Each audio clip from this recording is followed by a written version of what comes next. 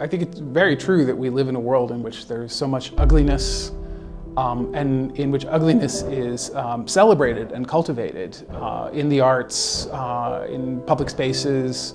So people, I think, know without being able to necessarily express the fact that they need beauty in their lives.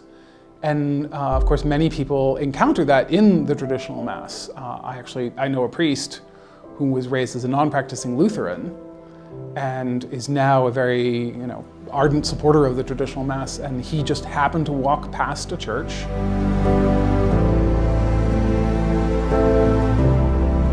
well known for its beautiful music on Holy Thursday and heard the singing of Tenebrae, walked in and had been received into the church within a couple of months and has now been a priest for about 30 years.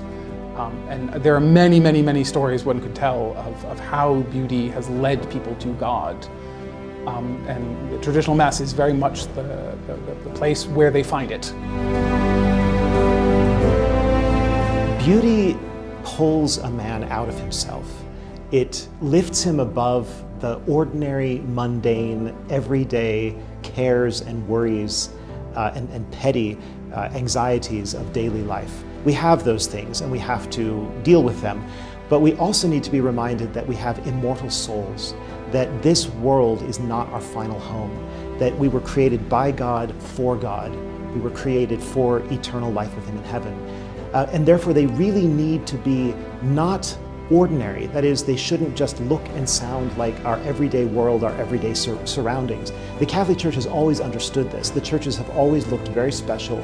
The liturgy has always been set apart and exalted.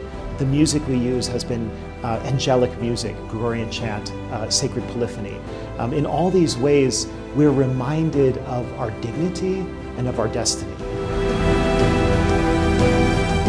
La característica que a mí más me gusta de la misa tradicional es la belleza.